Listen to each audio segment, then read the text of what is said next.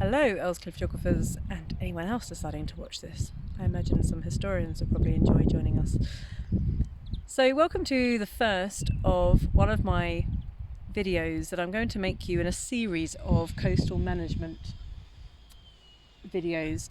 The objective of this is to recap the coast that Year 12 have been studying and also to revise it with Year 13, who have actually been lucky enough to visit this coastline.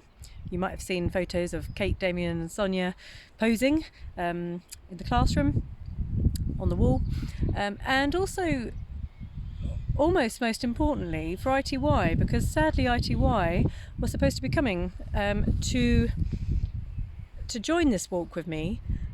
This stretch of coastline is actually one of the UK's most probably important in many ways nature reserve, and it's somewhere that is very deep in the hearts of the local people here. Lots of people enjoy days down on the beaches, in the woodlands down there, collecting fossils.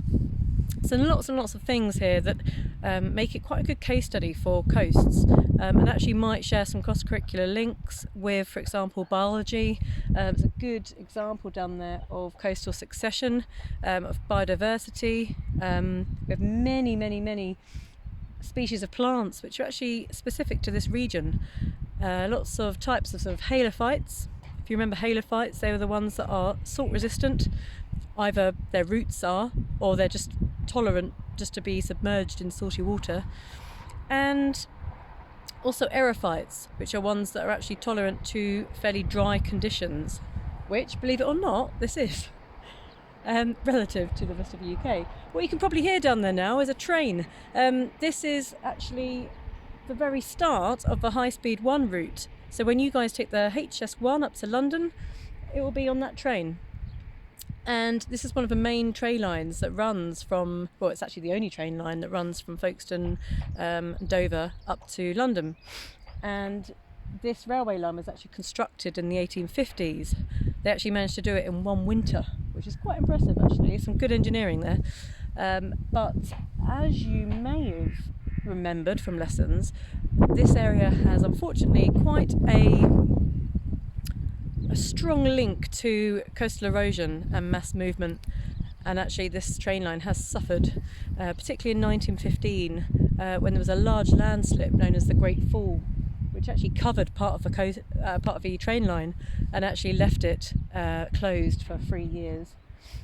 So yes, this is just the introductory video of a series of videos which I would like you to watch, and then I'll be asking you questions about in class. So yep, watch and enjoy, and fingers crossed the weather will stay nice. I hope that it's not too blowy. I hope that you can hear me. The weather has improved the last 24 hours, so all the neighbours seem to have come out and decided to start doing hedge trimming and mowing the lawn, so apologies for any interruptions we might have. The first video obviously will be taken up here. It will focus on the coastline, which goes all the way along there towards Dover to a place called Samphire Hoe, which you can just see peeping out down there, which is actually reclaimed land from when they dredged under the sea for the Channel Tunnel to France. So they've actually started to make a nature reserve there, and it's very much a work in progress, but it'd be nice to take some of you there at some point.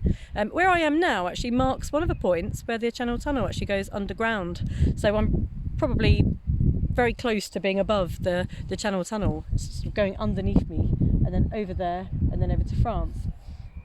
So yes, this is the end of the first video, and this will be followed by others. Thank you very much.